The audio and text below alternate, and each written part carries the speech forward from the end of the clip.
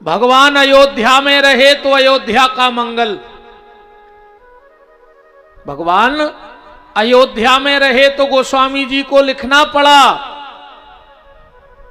और जिस दिन अयोध्या छोड़ के जंगल में गए तो फिर भी जंगल का मंगल कर दिया।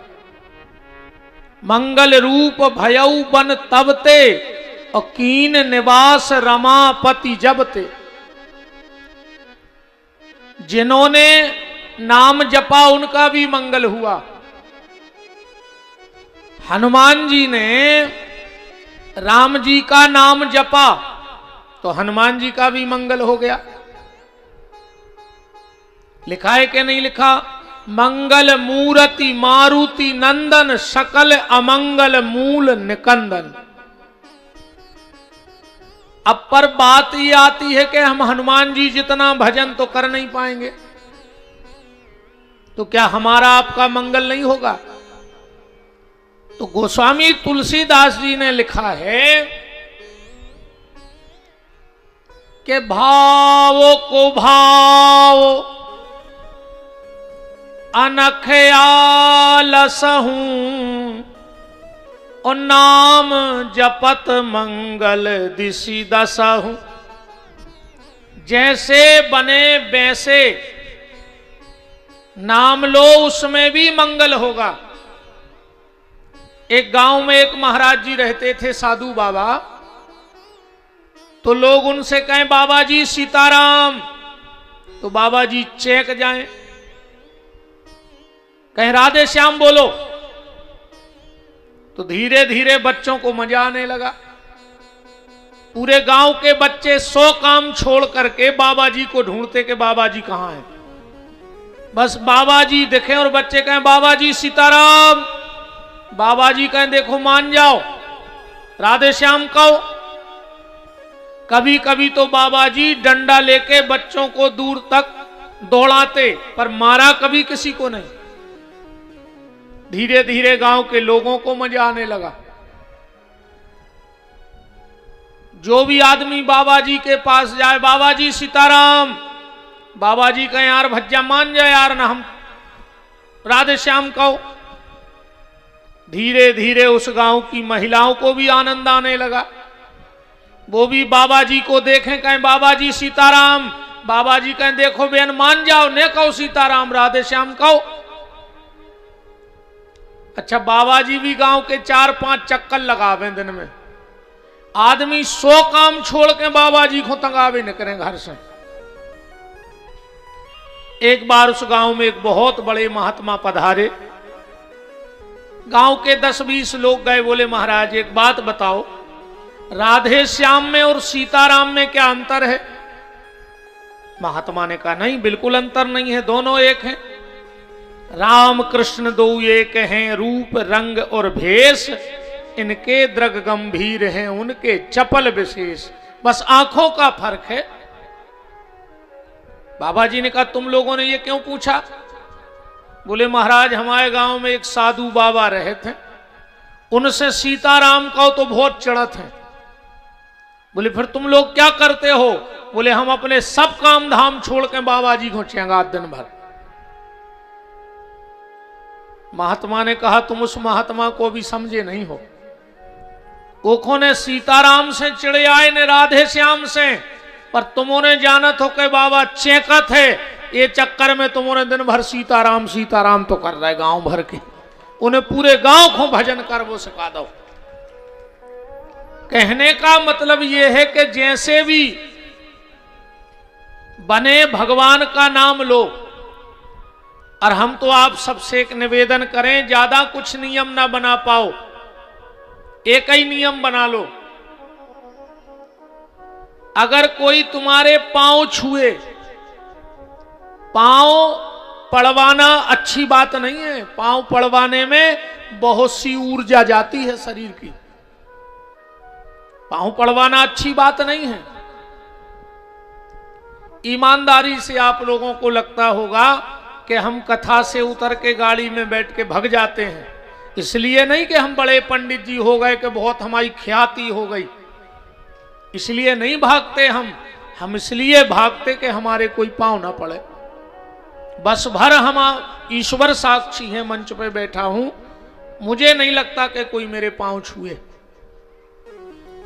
आप तो अच्छे हाथ जोड़ के सीताराम करो, उसमें हमें भी फायदा है और आपको भी फायदा है। जब आप सीताराम कहोगे तो हमारे मुख से भी सीताराम निकलेगा, तो हमारा भी भजन हो गया और आपका भी भजन हो गया, उसमें दोनों का फायदा है। बात सिर्फ हम ये कर रहे हैं, आज के बाद नियम बनाना, चाहे मेरी माताएं हो चाहे पुरुष वर्ग हो, कोई तुम्हारे पैर छुए, बेटा छुए, चाहे पत्नी छुए, चाहे कोई पैर छुए, उसका हाथों पे हाथ पैर में लगे और तुम्हारे मुंह से निकल जाए सीताराम, तो तुम्हारे भजन की ताकत कम नहीं होगी। और अगर तुमने पैर पड़वा लिए और मुख से सीताराम नहीं कहा, तो तुम्हारे 24 घंटे के सत्कर्म उसके होंगे जिसने पैर छुए।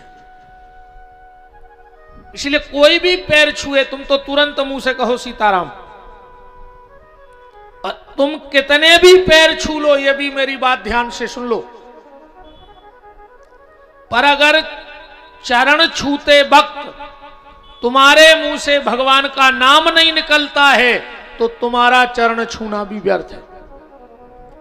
किसी के पैर छुओ, माता के, पिता के, साधु के, ब्राह्मण के, गैया के, कन्या के, तो पैरों में हाथ रख के ये जरूर कहो कि सीताराम, तो तुम्हारा पैर छूना सार्थक है, वरना कोई मतलब नहीं है। तो बात ये चल रही, कैसे भी भजन करो, पर करो, जैसे बने वैसे भगवान का नाम लो।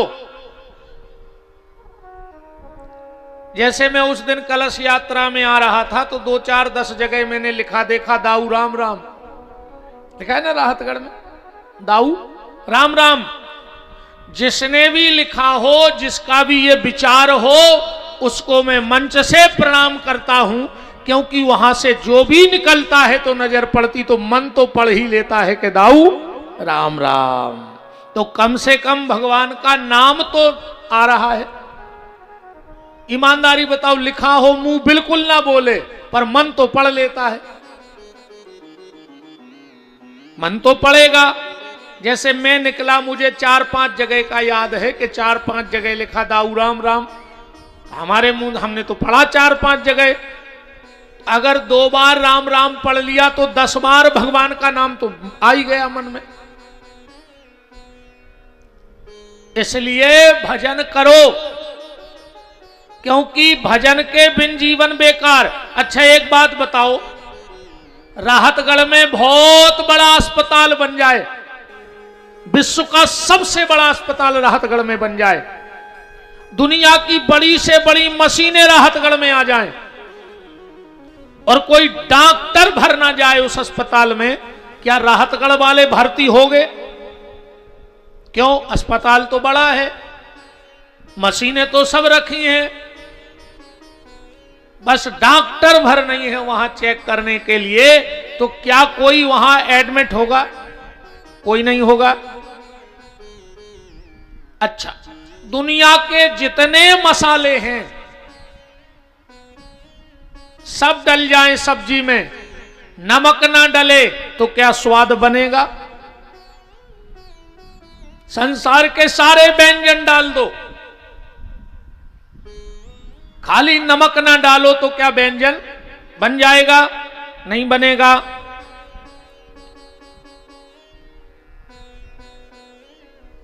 बहुत बड़ा स्कूल खुल जाए और उसमें मास्टर भरना आते हो पढ़ाने, कोई अपने बच्चे का एडमिशन कराएगा? चलो बहुत बड़ा मंदिर बन जाए,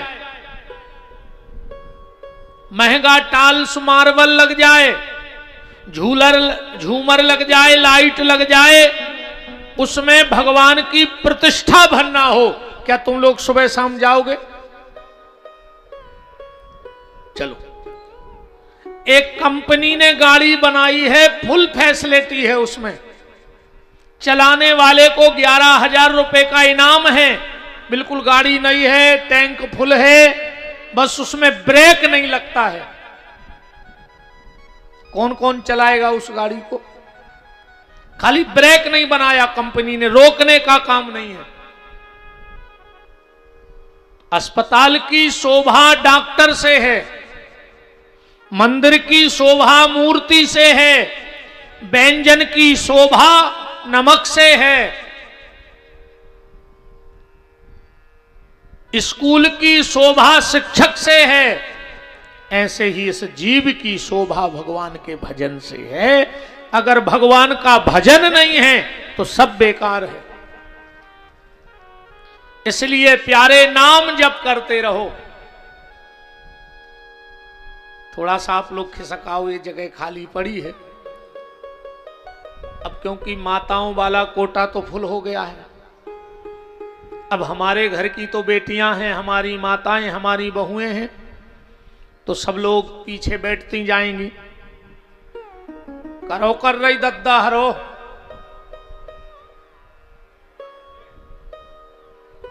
के घर से कसम खा के आत के महाराज तुम्हारे बाप को छुट्टी, हम तुम्हारी तो नहीं मान है।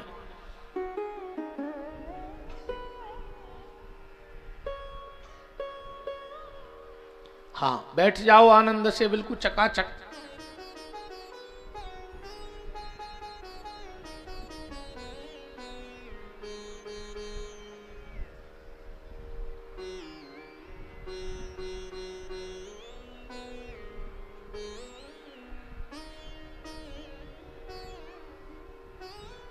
विराज जाओ, विराज जाओ।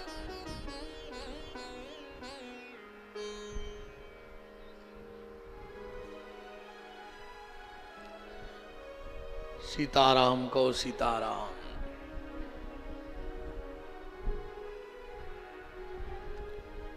अब जो भी पीछे व्यवस्था देख रहे हो, माताएं आवे तो पीछे से बिठाना प्रारंभ कर दो। राम को राम। तो निवेदन यह व्यासपीठ ये कर रही थी कि भगवान का नाम जपो। बिना भगवान नाम जप के जीवन बेकार है। आप कितना भी कमा लो, पर अगर भगवान नाम धन नहीं है तो सब व्यर्थ है। जीव की शोभा भगवान के नाम से है, भगवान के भजन से है। इसलिए खूब भजन करो, पर भजन के साथ एक चीज का ख्याल रखना। किस चीज का? मन की शुद्धि का। अगर मन में शुद्धि नहीं है तो सब बेकार है। क्योंकि भगवान की पहली शर्त क्या है? निर्मल मन जन सो मोहि पावा, अमोहे कपट छल छेद्र न भावा। भगवान कहते मेरी पहली शर्त है कि मन निर्मल हो। और अगर मन निर्मल हो गया तो फिर तो जीवन धन्य हो गया। हम लोग पूजा कर रहे हैं, पाठ कर रहे हैं, तीर्थ कर रहे हैं, व्रत कर रहे हैं, दान कर रहे हैं, उपवास कर रहे हैं, पर मन हमारा जैसे का तैसा है। हमारी आपकी हालत ऐसी हो गई है, ध्यान से सुनना। हमारा भजन काम क्यों नहीं कर रहा है? हम इतनी पूजा पाठ कर रहे हैं, पर हमारा भजन बन क्यों नहीं रहा? उसका कारण यह है, इस बात से समझना। एक राहतगढ़ जैसा ही कस्बा गांव था, सब समाज के लोग रहते थे, पर उस गांव में दिक्कत एक थी कि कुआं एक था और पूरा गांव उसी कुएं से पानी पीता था। पूरे गांव में दूसरा कोई साधन ही नहीं था जल का। एक बार क्या हुआ कि 4 कुत्ते लड़े और लड़के गिर पड़े वे कुआं में, 4 ही मर गए, कुत्ता सड़ गए, पानी बसान लगो। पूरे गांव के चिंतित के अब क्या करिए? तो सब समाज के 2-2 4-4 लोग बैठे बोले भैया ये तो पूरे राहतगढ़ की समस्या है, अब क्या करना चाहिए? तो बोले विद्वान ब्राह्मणों से, पंडितों से पूछो। तो क्षेत्र के जितने भी प्रतिष्ठित आचार्य थे सबको बुलाया। अब आप लोग बताओ क्या करें? सबने निर्णय दिया कि एक काम करो, कुआं खाली करवाओ, उसमें 1 टैंकर नर्मदा जल डालो, तुलसी के पत्ते डालो, 11 कन्याओं के चरण धोके उनका चरणामृत डालो, शंख का जल डाल दो, सालक राम जी का स्नान करा के वो जल डाल दो, और जिसके पास जो तीर्थ का जल रखा हो वो डाल दो। गांव के लोगों ने कहा यार 1 टैंकर क्यों, 10-20 टैंकर मंगाओ ना नर्मदा जी से जल। 11 टैंकर नर्मदा जल मंगाया गया, खूब तुलसी डाली गई, हजारों कन्याओं के चरण धोके जल डाला गया, शंख का जल, नर्मदा का जल, जिसके पास जो जल रखा था सबने कुएं में डाला। और जैसे ही पानी पिया बास जंके तई, फिर सब पंडितों में बुलाओ गो। बोले महाराज तुमने जो उपाय बताओ तो हमोरों ने करो, पर पानी की बास नहीं जा रही। महाराज बोले काय रे वे कुत्ता फेंके थे कि नहीं? बोले बे नहीं फेंके, तुमने कही नहीं थी कि कुत्ता भी फेंकने। अब बताओ, जा हालत हमारी और तुम्हारी है प्यारे। अपन रोज चरणामृत पी रहे, शंकर जी बना रहे, जल चढ़ा रहे, पर ये मन रूपी कुआ में 4 कुत्ता डरे हैं। एक को नाव है काम, एक को नाव है क्रोध, एक को नाव है लोभ, और एक को नाव है मोह। और जब तक ये 4 कुत्ते भीतर पड़े हैं, तुम कछु कर ली प्यारे, कछु नहीं होने। इसलिए सबसे पहले मन की शुद्धि करो। अगर मन निर्मल है तो भोलेनाथ बांके बिहारी तुम्हारे हृदय में बैठेंगे। अरे ये बताओ, किसी बर्तन में कचड़ा पड़ा हो और हम उसमें शुद्ध जल नहीं भरते? बोले पहले वो खंगाल ले, धो ले। तो जब थोड़े से कचड़े में हम साधारण सा जल नहीं भरते, तो जब मन रूपी पात्र में ये क्रोध काम का कचड़ा पड़ा रहेगा तो भगवान की कृपा का जल कहां से प्राप्त हो जाएगा? इसलिए मन को निर्मल करो, मन को साफ करो। और मन साफ करने का एक ही साधन है भगवान का नाम। अधिक से अधिक नाम जप करो, जितना नाम ले सको उतना नाम लो। कल हमने कथा में आपने सुना था प्रयाग के गंगा जी के महत्व को। नारद जी को मोह हुआ,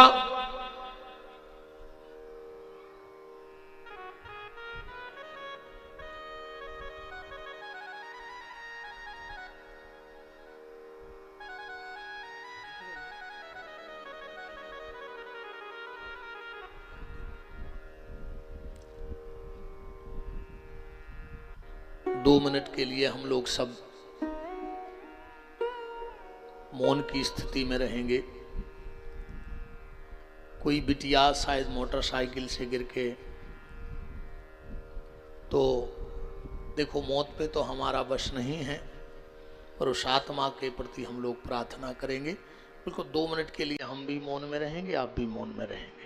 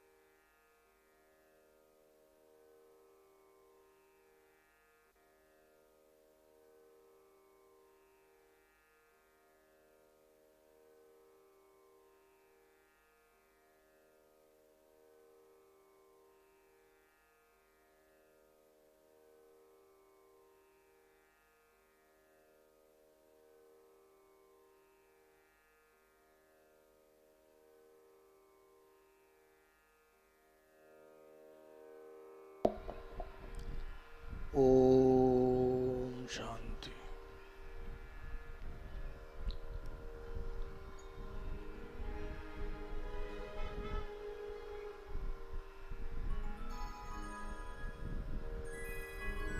सबसे प्यारा, सबसे सुंदर है भोले का नाम। ऐसा कर्म करा दे रे बाबा, हो जाए बेड़ा पार, कभी तेरा द्वार न छूटे।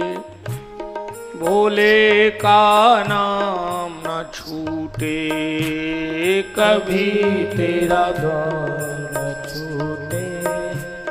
भोले का नाम न छूटे, कभी तेरा द्वार न छूटे।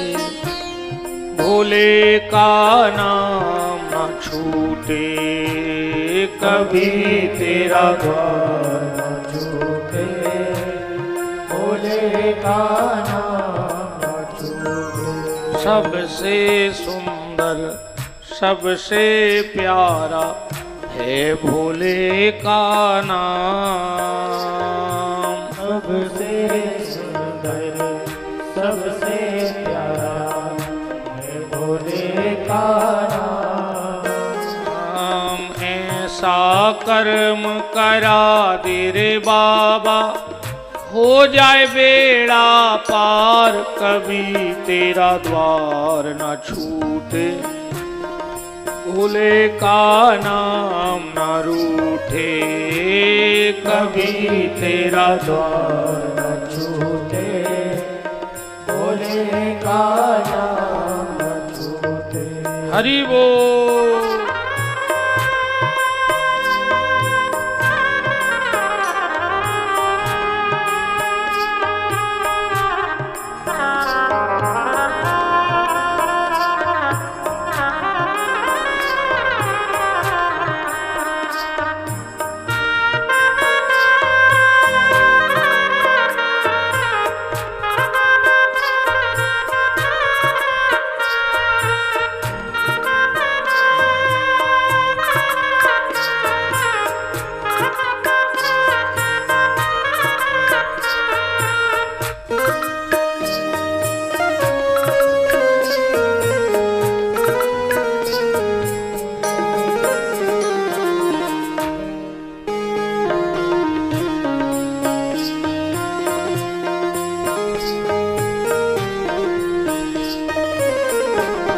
कभी तेरा द्वार न छूटे। भोले का नाम न रूठे, कभी तेरा द्वार न छूटे। भोले का नाम न छूटे। बोलो काशी विश्वनाथ की जय हो।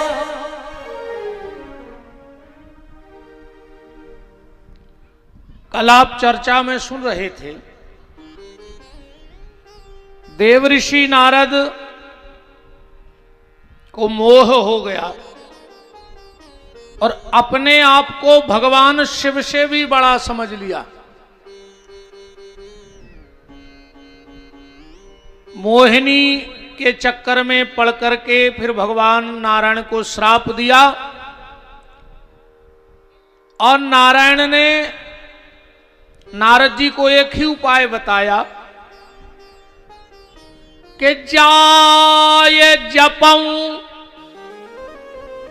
शंकर सतनामा, भगवान शिव के नाम का जप करो और शिव तत्व को जानो। नारद जी तुरंत ब्रह्मलोक गए, ब्रह्मा के पुत्र हैं, ब्रह्मा जी को प्रणाम किया, ब्रह्मा जी की परिक्रमा की और हाथ जोड़कर ब्रह्मा जी के सामने बैठ गए। कहा, पिताजी मेरा आपके चरणों में निवेदन है, मुझे शिव तत्व बताओ, क्योंकि मैंने शिव अपराध किया है। और नारायण ने मुझे आपके पास भेजा है, भगवान ने, कि आप ही शिव तत्व को बता सकते हैं। ब्रह्मा जी कहते हैं बेटा बैठो, अब हम तुम्हें शिव तत्व जितना मुझको ज्ञान है, ब्रह्मा जी कह रहे हैं कि पूर्ण तो मैं भी शिव तत्व के बारे में नहीं जानता कि शिव क्या है, पर जितना मुझे पता है उतना मैं तुम्हें बता रहा हूं। और पुराण में लिखा है ब्रह्मा जी ने सबसे पहले निर्गुण ब्रह्म का ध्यान किया। निर्गुण ब्रह्म, निर्गुण ब्रह्म क्या है बोले, जो ना दिखता है। और सगुण ब्रह्म क्या है बोले, जो दिखता है। तो सबसे पहले निर्गुण ब्रह्म को, क्योंकि ब्रह्मा जी कह रहे बेटा इस सृष्टि में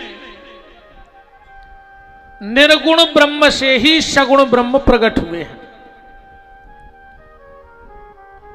एक है सदा शिव और एक है शिव।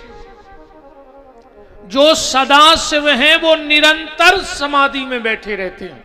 सदा शिव जो पहला पुरुष सृष्टि में प्रकट हुआ महापुरुष, वो शिव थे, जो समाधि में बैठे रहते हैं। और उन्हीं के दूसरे स्वरूप को शिव कहा जाता है, जो संसार की लीलाएं करते हैं। ब्रह्मा जी कह रहे हैं बेटा नारद, जो सदा शिव हैं उनके 5 मुंह हैं। भगवान शिव के, सदा शिव के कितने मुंह हैं? 5। आप लोगों ने कहीं कहीं देखा होगा पंचमुखी महादेव, 5 मुंह वाले भोलेनाथ। इनके नाम क्या हैं? पहले मुख का नाम है सद्योजाताय नमः, दूसरे मुख का नाम है वामदेवाय, तीसरे मुख का नाम है तत्पुरुषाय, चौथे मुख का नाम है अघोराय और 5वें मुख का नाम है ईशानाय। शिव महापुराण कहता है कि अगर शिव जी के, देखो शिव पंचायतन होता है। शिव पंचायतन में कौन कौन आते हैं? शिव पंचायतन में सबसे पहले तो शिव जी, फिर नादिया, कार्तिकेय, गणेश और माता पार्वती। जहां ये 5 मूर्ति रखी हो उसको शिव पंचायतन कहा जाता है। कहते हैं अगर अकेले मंदिर में शिव जी हैं, गणेश जी नहीं हैं, कार्तिकेय जी नहीं हैं, नादिया तो लगभग होते ही हैं, अब माता भी नहीं है, तो ब्रह्मा जी कह रहे हैं जो व्यक्ति शिव मंदिर में जाकर इन 5 नामों की पूजा कर देता है शिव जी पे, तो उसको पूरे शिव पंचायतन के पूजन का फल प्राप्त हो जाता है 5 नाम से। संत जन पुराण ये भी कहता है कि जो व्यक्ति नित्य उठ करके या 24 घंटे में एक बार इन 5 नाम को बोल देता है तो भगवान शिव की कृपा उसके ऊपर पूरी हो जाती है। आप कुछ जप पाओ ना जप पाओ, पर अगर आप शिव जी के भक्त हो तो इन 5 नाम को याद कर लो, ये आपको पूजा करते वक्त लेने ही पड़ेंगे। और अगर ये 5 नाम आप शिव जी को जल चढ़ाते वक्त लेते हो तो शिव जी कैसे हैं?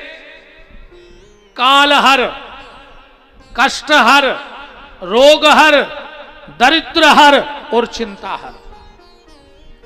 ये 5 नाम 5 चीजों का हरण करते हैं। हम लोग कहते हैं ना आखिरी में रोग हर, कष्ट हर, दारिद्रता हर, हर हर महादेव। तो जो भगवान शंकर के मंदिर में जाकर के इन 5 नामों को नित्य लेता है तो भगवान शिव उसकी 5 इन चीजों का हरण कर लेते हैं। इन 5 चीजों से जीव को मुक्ति दे देते हैं। देखो हम एक बात और कह दें, जो शिव महापुराण है इसमें ज्यादा चुटकले नहीं है, कोई किस्सा कहानी नहीं है, पर जो शिव महापुराण में है अगर वो हमारे जीवन में आ जाए तो हमारा जीवन बन जाए। इसमें ज्यादा कोई हंसी मजाक तो नहीं होती। कई लोगों को लगता है कि यार शिव महापुराण में आनंद नहीं आ रहा है, क्योंकि अब कुछ लोग तो चुटकलों ही खुआऊ, उन्होंने कथा से कछु लेने देने नहीं आ। अच्छा, कई लोगों को हमारे अकेले चुटकले ही याद रहते। हम कहूं मिले महाराज जी वो चुटकला तो आपने ऐसो कही, हमने कही धिक्कार है यार तुम्हारे जीवन को। 7 दिन हमने कथा सुनाई, तुम्हें हम आओ के लो चुटकला याद रहेगा। तो ये 5 नाम भगवान शिव के, सद्योजात, वामदेव, तत्पुरुषाय, अघोराय और ईशानाय, इन 5 नामों को जरूर लेना मेरा आपसे निवेदन है। जो इन 5 नामों का जाप करता है 1.25 लाख ओम नमः शिवाय मंत्र का जप कर लो, और चाहे भगवान शंकर के सामने बैठ के इन 5 नामों का उच्चारण कर लो, एक सा फल कहा गया है। तो इन 5 नामों को याद रखना, इनको रोज लिया करो भगवान शिव के मंदिर में। बोलो बाबा विश्वनाथ की। ब्रह्मा जी कह रहे हैं नारद, मैं भगवान शिव की माया से मैं स्वयं मोहित हो गया था। बोले कैसे मोहित हुए? तो ब्रह्मा जी अब कथा बता रहे हैं कि हम शिव की माया से कैसे मोहित हो गए। ब्रह्मा जी कह रहे हैं नारद, जब मैं कमल के पुष्प पे प्रकट हुआ तो मैंने चारों तरफ देखा कि मुझे बनाने वाला कौन है। जब चारों तरफ बनाने वाले को देखा तो कोई नहीं दिखा, पर मेरी 4 गर्दनें हो गई। मैं जिस तरफ देखा उसी तरफ मेरा मुंह आ गया। मेरे 5 मुंह हो गए। अब ब्रह्मा जी के 3 मुंह बचे हैं। थे कितने पहले? 5। एक मुंह कहां कटा? अभी हम बताते हैं कि वो मुंह कैसे कटा। एक चेहरा लटका हुआ है निस्तेज। ब्रह्मा जी बोले जब मुझे कुछ नहीं दिखा, जल ही जल दिखा चारों तरफ, तो मैं उस कमल की नाल में चला गया। अनंत अनंत समय तक मैं उस कमल की नाल में गया तो मैंने देखा कि एक छोटा सा बालक जिसकी तूड़ी नाभि में मेरी कमल की नाल का अंत है। मैंने जाकर उससे कहा, ए मूर्ख, दुष्ट, बिल्कुल ऐसा लिखा है, आप श्लोक पढ़ लो। ब्रह्मा जी ने जाके नारायण को गालियां दे दी। रे दुष्ट महाविष्णु, है दुष्ट विष्णु, मैं तेरा पिता हूं और तू मुझे प्रणाम नहीं कर रहा है। विष्णु ने कहा, मेरे पिता तो शिव हैं, मुझे शिव ने प्रकट किया है। ब्रह्मा जी ने विचार किया, इसे तो पता है। तो बोले हम शिव जी के पिताजी हैं। नकली बब्बा बन गए। विष्णु ने खूब सेवा करी नकली बब्बा की। हालांकि आजकल तो कोई उसे बब्बा कहो तो कहो लड़ पड़े। क्या हमसे बब्बा ने कहेंगे? बोले काहे? बोले हमसे कहेंगे भूतपूर्व जवान। बब्बा नहीं, भूतपूर्व जवान। अच्छा, बब्बा को बनो नहीं चाह रहा हो। 80-80, 90-90 साल के बब्बा हरे डाई पोते फिर रहे। मर घटाओ तो कूका दे रहा हो, सैलून में बैठे डाई पोत में। का हो जे बार कर या कर ले उस उमर होने रे क्या? अच्छा, भगवान जा जान है कि भी उमर नहीं भाई, नहीं जी बार कर या ने करो रे। सबसे पहले गोंजना मूलाई के धरी जात है। गोड़ों के लोग हरिया नहीं लगाई आज तक को जोन जो मन करिया होगा वो है एक हो सफेद कर ले भजन कर करके जो संग जाने, सो तन की चमक में लगो है आदमी और मन में लो होगा। मन को साफ करो, ये मन तुम्हारे साथ जाना है, ये तन तुम्हारा यहीं पड़ा रह जाएगा। एक दिन भगवान शिव को पता लगा कि ब्रह्मा जी ने झूठ बोलकर नारायण से सेवा करवाई विष्णु से। तो सबसे पहली बार आकाशवाणी हुई कि विष्णु ये ब्रह्मा झूठ बोल रहा है, ये तेरा बाबा नहीं है, तूने इसको प्रकट किया है। तो ब्रह्मा जी झपटे विष्णु पे और विष्णु झपटे ब्रह्मा जी पे।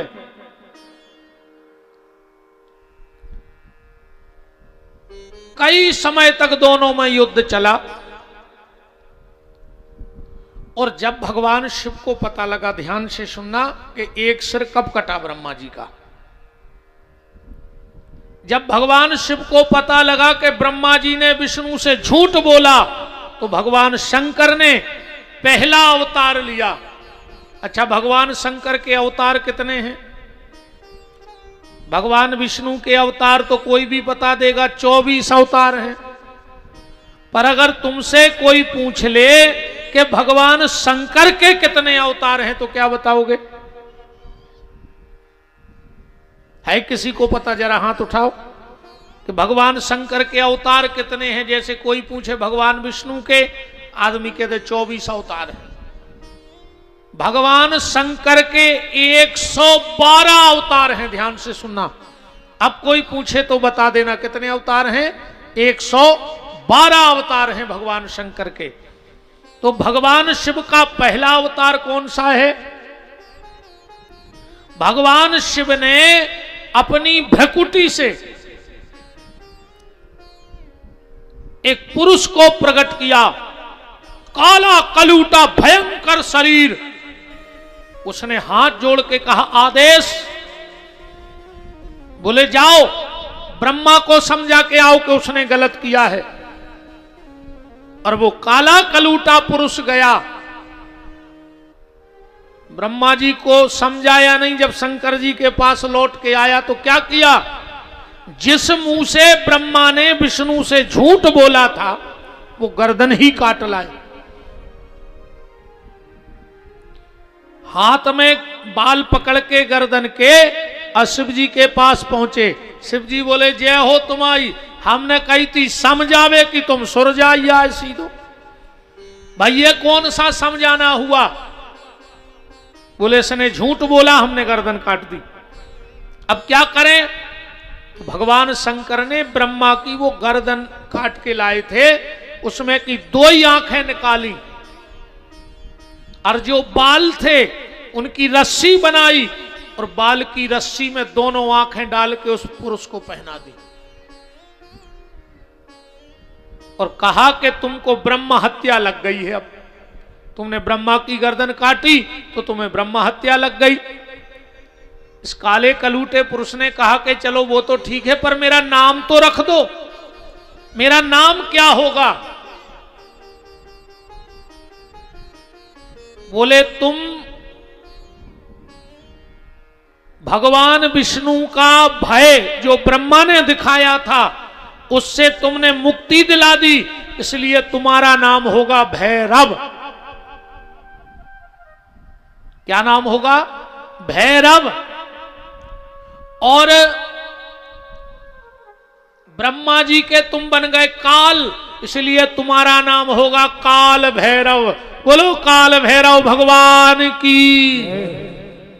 शिव जी बोले, अच्छा एक बात और सुन लो ध्यान से, जिनका घर दक्षिण मुखी हो, कहते हैं दक्षिण मुखी घर में रहने वाला ज्यादा सुखी नहीं रहता है, परेशान रहता है। तो बिल्कुल मत भटकना, बिल्कुल परेशान मत होना। किसी भी रविवार को एक काल भैरव की फोटो ला करके और अपने घर के प्रमुख दरवाजे के ऊपर लगा देना। तो दक्षिण मुखी मकान का दोष खत्म हो जाता है काल भैरव की पूजा करने से। एक फोटो ला करके अपने घर के ऊपर कि उनके चरणों में से हम लोग निकलते रहें तो दक्षिण मुखी मकान का दोष समाप्त हो जाता है। भैरव ने कहा मुझे क्या करना है, इस ब्रह्म हत्या से मुक्ति कहां मिलेगी? भगवान शिव ने कहा कि जब ब्रह्मा पूरी सृष्टि बना दें तो तुम इसी ब्रह्मा की खोपड़ी में पैदल चल करके भीख मांग मांग के खाओगे, पर तुम्हें कहीं रास्ते में क्रोध नहीं आना चाहिए। कोई कुछ भी कह दे और अगर बीच में तुम्हें क्रोध आ गया तो फिर तुम्हें शुरू से परिक्रमा करनी पड़ेगी। काल भैरव वो ब्रह्मा का कटा हुआ मुंड लेकर और पूरी पृथ्वी का भ्रमण किया जब सृष्टि का निर्माण हो गया तो इनको याद था कि हमें क्रोध न आए, क्रोध न आए, और भगवान शिव का नाम जपते हुए ओम नमः शिवाय मंत्र का जाप करते हुए इन्होंने, काल भैरव ने पूरी सृष्टि का भ्रमण किया, पृथ्वी का भ्रमण करके और फिर बनारस पहुंचे और भगवान शिव ने इनको बनारस का कोतवाल बना दिया। बनारस के कोतवाल कौन है? जैसे कहावत है कि अगर राधा जी ना चाहें तो कोई वृंदावन में नहीं रह सकता। बांके बिहारी खुद चाह लें कि तुम्हें वृंदावन बसा दें, पर अगर राधा रानी की कृपा नहीं होगी तो बिहारी जी भी चाह लें तो भी तुम वृंदावन का वास नहीं कर सकते। ऐसे ही भगवान शंकर भी चाह ले में, पर अगर काल भैरव की कृपा नहीं है तो आप बनारस में वास नहीं कर सकते, निवास नहीं कर सकते, क्योंकि वो वहां के कोतवाल हैं। अच्छा, एक बात और है, वैसे तो आजकल बहुत जगह भैरव के मंदिर बन गए, पर दुनिया में प्रमुख 2 काल भैरव के मंदिर हैं। एक तो बनारस में और दूसरा उज्जैन में। अच्छा, ये तो हो गई बनारस वाले काल भैरव की चर्चा, तो उज्जैन वाले काल भैरव कहां से आ गए, ये कहां से प्रकट हो गए? और आज भी बड़े बड़े शोधकर्ता, बड़े बड़े रिसर्च करता उज्जैन आए, 50 फीट तक खुदाई करवा ली, 4-6 फीट के बीच में, पर रोज कुंटलों कुंटलों मदिरा वहां पर काल भैरव बाबा पी जाते हैं और आज तक कोई जान नहीं पाया कि वो मदिरा जाती कहां है। हालांकि हम भी एक बार गए थे तो सबने कहा चढ़ा दो, हमने कहा हम छुएंगे तो नहीं, पैसा हम दिए देते हैं, तुम लोग ले जाओ, हम देखते रहेंगे। सच में इतना एक बर्तन सा था, प्लेट सी मुंह पे लगाई और वास्तव में पूरा पौआ सीताराम हो गई। फिर हमें लगा कि हां सच है ये बात। तो ये उज्जैन वाले काल भैरव कहां से आ गए? ये उज्जैन वाले जो काल भैरव बाबा हैं, जब बनारस वाले काल भैरव पूरी पृथ्वी की परिक्रमा करके आए तो भगवान शंकर के सामने अकड़ के खड़े हो गए। बगल में माता गौरा खड़ी थी। बोले तुम इतने अकड़ के क्यों खड़े हो? बोले भगवान शिव ने कहा था कि पूरी पृथ्वी का परिक्रमा करना, पर तुझे क्रोध न आए। मुझे क्रोध नहीं आया, मैं इसलिए खड़ा हूं। भगवती पार्वती ने कहा यह भी तो गलत बात है कि तुम्हें घमंड हो गया, जाओ मैं तुम्हें श्राप देती हूं, तुम बेताल बन जाओ। चरणों में गिर पड़े माता के, बोले माता मुक्ति कब होगी?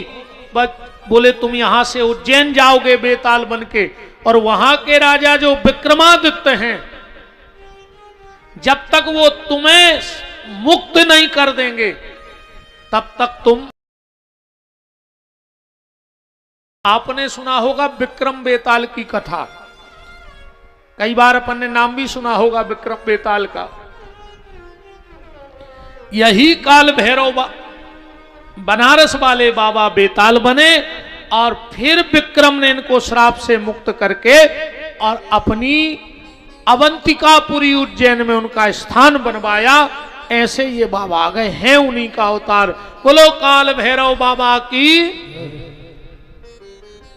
ब्रह्मा विष्णु का युद्ध चल रहा है और ब्रह्मा विष्णु के युद्ध में पहली बार भगवान शिव पिंडी के रूप में प्रकट हुए। इस सृष्टि में पहली बार जो भगवान शंकर प्रकट हुए हैं वो कौन से हैं पता है?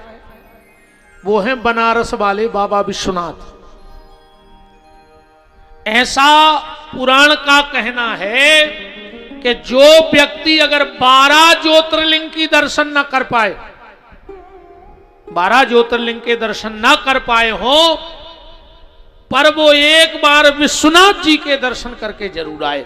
अगर विश्वनाथ जी के दर्शन कर लिए तो कहते 12 ज्योतिर्लिंग के दर्शनों का भी फल प्राप्त हो जाता है।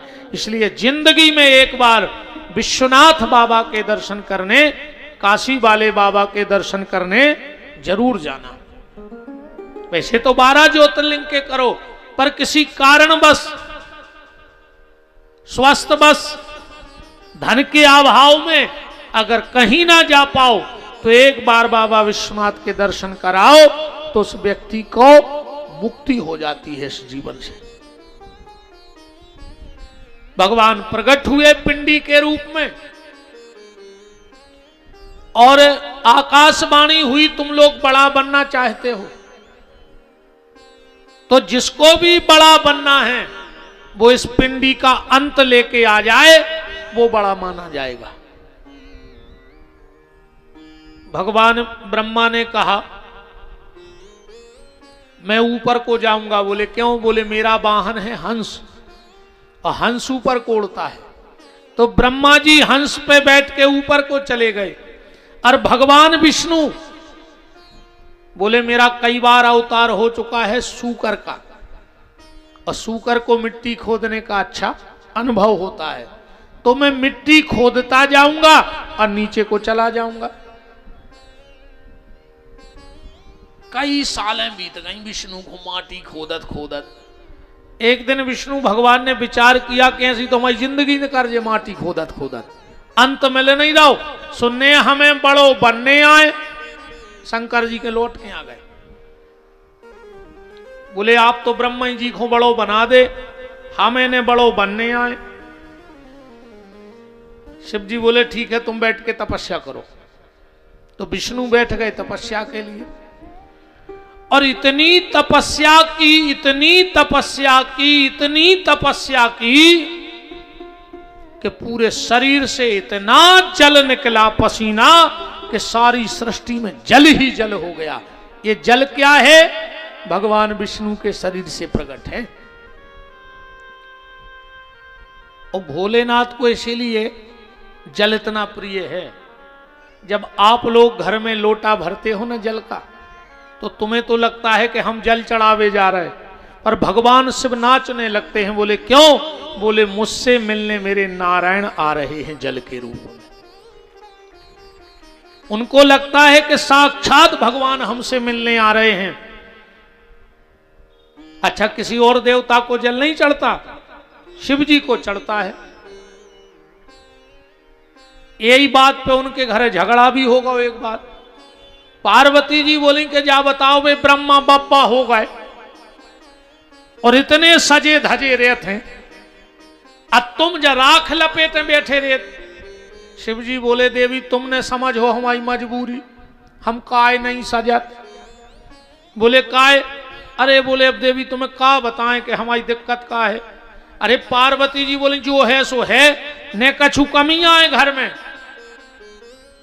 हमके 10-20 जोड़ी अच्छे से कपड़ा ही ले आओ, अकेले बैठे रेत नग्न दिगंबर। शिव जी ने सोची ठीक है यार, घर की किलकिल रोज रोज हम ले आए कपड़ा, सो 10 जोड़ी कपड़ा ले आए शंकर जी इकट्ठे। 4 बजे शिव जी उठे, स्नान ध्यान करे, कपड़ा पहन के पूरे के बैठ ही नहीं पाए, जो एक महात्मा जी उठे, उन्हें भरी बाल्टी और शंकर जी के ऊपर चढ़ा दे, हर हर महादेव। शंकर जी भीतर उठ के गए, बोले देखो देवी ऐसे नहीं पैर कपड़ा, पैर के बैठा ही नहीं पाए, वो चढ़ा गो जल। अरे पार्वती जी बोली सुधा से जोड़ी ले आए, सो बदल ले, ये सूख पे डाल दे। शिव जी ने एक जोड़ी कपड़ा और पहने और फिर बैठे। एक 5 बजे उठो रे। अच्छा, शंकर जी के मंदिर को कुछ नियम तो है नहीं कि टेम है, हर मंदिर को टेम है। राम जी के मंदिर की आरती को टेम है, पट बंद होवे को टेम है। रात में राम कृष्ण के दर्शन नहीं होते, हो जाते। कोनो मंदिर में 9 बजे, कोनो 10 बजे मनो पट बंद हो जाए। और शंकर जी के मंदिर में 24 घंटा, जब तुम्हें टाइम मिले तब चले जाओ। एक ने 5 बजे जल चढ़ा दो, एक 8 बजे उठो, सुने 8 बजे जल चढ़ा दो।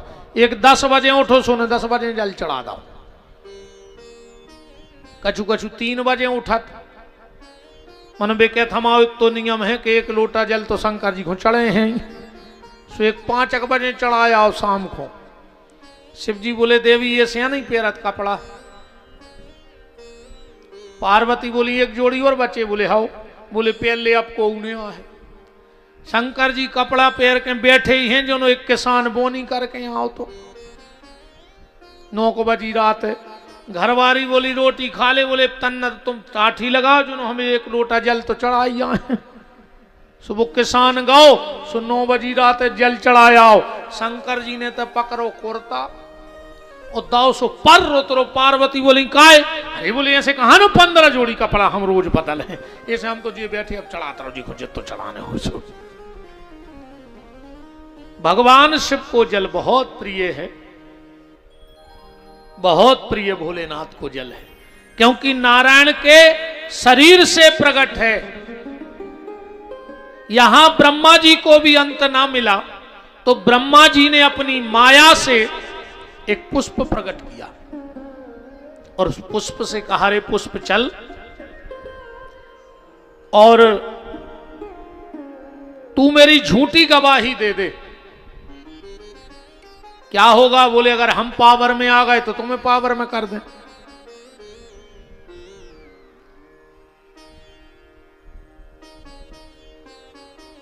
हल्ला न करो रे भैया, हरो समझो।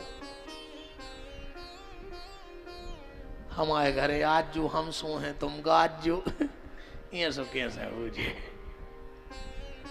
बिल्कुल हल्ला नहीं करने, जो हमें सब जानत हो ने हमें जो सकूच आए कि तुम जजमान के घर के आओ। हाँ हाँ बिल्कुल, ये मैं को बिल्कुल न रखियो। हम को छोड़ बेवारी ने कहा 3 घंटा हम सगे बाप के मीत नहीं आए थे। हाँ बिल्कुल अच्छी शांति से हम न जो कछु तो सकूच खा जात के दादा जी जजमाने आए 3 घंटा को सकूच ने कहा थे। बिल्कुल अच्छी शांति से सीताराम कह के सुनो। राम ब्रह्मा जी ने कहा अगर मैं पावर में आ गया तो मैं तुम्हें पावर में लाऊंगा। शिव जी के पास आए, शिव जी के पास आकर बोले कि भोलेनाथ मुझे अंत मिल गया। शिव जी बोले प्रमाण? बोले प्रमाण ये है कि ये पुष्प आपकी पिंडी पे रखा था। शिव जी तो घट घट की जानने वाले हैं, तुरंत समझ गए कि ब्रह्मा झूठ बोल रहा है। ब्रह्मा को श्राप दे दिया, ब्रह्मा मैं तुझे श्राप देता हूं, संसार में किसी भी सनातनी के घर में तुम्हारी मूर्ति के रूप में पूजा नहीं होगी, ये मेरा श्राप है तुम्हारे लिए। ब्रह्मा विष्णु महेश्वर देव हैं, पर एक भी व्यक्ति हाथ उठा के बता दो कि हमारे घर में ब्रह्मा जी की मूर्ति रखी है किसी के घर में ब्रह्मा जी की मूर्ति? किसी के घर में पूजा नहीं, क्योंकि ये भगवान शंकर का श्राप है ब्रह्मा के लिए। ब्रह्मा जी चरणों में गिर पड़े, बोले दादा हमसे बहुत बड़ी गलती हो गई, बहुत बड़ी गलती हो गई, मुझे माफ कर दो। ब्रह्मा जी शिव जी तो क्षणे रुष्टा क्षणे तुष्टा, रुष्टा त्वष्टा क्षणे क्षणे। कहा ब्रह्मा श्राप दे दिया है, पूजा तो तेरी कहीं नहीं होगी, पर जब तू सारी सृष्टि बना लेगा और तेरे कर में, कर माने होता है हाथ, तेरे कर में जो पुष्प है इसे तू जहां फेंक देगा उसी का नाम पुष्कर हो जाएगा और दुनिया में तुम्हारा एक मंदिर वहां बनेगा पुष्कर में। ब्रह्मा जी बोले हम उतहीं बैठे रहे और कहूं आ जाने पे। भगवान बोले तो सुनो ब्रह्मा, वैसे तो तुम्हारी पूजा कहीं नहीं होगी, पर जहां यज्ञ होगा और उस यज्ञ में जो ब्राह्मण आएंगे उन्हीं ब्राह्मणों में से एक ब्रह्मा बनेगा और तुम्हारी पूजा हो जाएगी, पर मूर्ति की स्थापना नहीं होगी। केतकी के फूल को श्राप दे दिया। ध्यान से सुनना, केतकी तूने झूठ बोला है, जा मैं तुझे श्राप देता हूं, आज से जिस भी पूजा की थाली में तुझे रख दिया जाएगा उसके उस दिन तक के सारे सत्कर्म नष्ट हो जाएंगे। केतकी समझ गए केवड़ा को फूल, कभी भी केवड़े का फूल किसी भी देवता को नहीं चढ़ाना, किसी भी पूजा में मत लेना, वरना तुम्हारे सारे सत्कर्म, दो कारणों से आदमी के सत्कर्म नष्ट हो जाते हैं। ध्यान से सुनना, एक तो केवड़े का फूल और दूसरा जितने भी राहतगढ़ और आसपास के लोग बैठे हो, मेरी बहनें ध्यान से सुन लेना, तुम्हारे घर के दरवाजे कोई कपड़ा मांगने आए, तुम्हें देना हो दो, नहीं देना है मत दो, ये तुम्हारी इच्छा है। कोई तुम्हारे घर के दरवाजे पैसा मांगने आए, तुम्हें देना है दो, नहीं देना है मत दो, पर तुम्हारे घर के दरवाजे अगर कोई एक चीज मांगने आ जाए तो कभी मना मत करना, वरना उसी दिन से तुम्हारे दुर्भाग्य के रास्ते खुल जाएंगे। क्या चीज? तुम्हारे घर के दरवाजे अगर कोई रोटी मांगता हुआ आ जाए, अगर तुम्हारे घर के दरवाजे को जाकर भैया बहुत भूख लगी, 2 रोटी दे दे, और अगर घर में 2 रोटी हो और तुमने ना खाई हो तो तुम दिन भर की भूख सह लेना, पर घर के दरवाजे से किसी को भूखा मत जाने देना, उसे 2 रोटी भी खिलाना और बिठा के पानी भी पिलाना। हमारे घर के दरवाजे से कोई भूखा ना जाए। कई आदमी कह देते हैं आगे बढ़ो, ये तो को नहीं, हम सांग रहे ने भाई यार ना, हम तो कह देते का सब मर गए का, तुम ही बचे, और हम तो कहते भगवान तोरे मुंह पे सरस्वती बैठ जाए वो समय जब तुमने जा कही हो कि हम तो को नहीं देवे, तुम ही बचो, अकेले सब मर जाएं। घर के दरवाजे अगर कोई रोटी भर मांग रहा हो, सोना चांदी पैसा कपड़ा तुम्हें देना नहीं दो, ये तुम्हारी इच्छा है, पर अगर कोई कह दे भूख लगी है और 1 रोटी दे दो, तो उसको बड़े प्यार से वहीं बिठाकर रोटी खिलाना और 1 लोटा पानी पिला देना। तुम्हारा एक अश्वमेघ यज्ञ हो गया तुम्हारे घर के दरवाजे। तुम्हें यज्ञ करने की जरूरत नहीं है।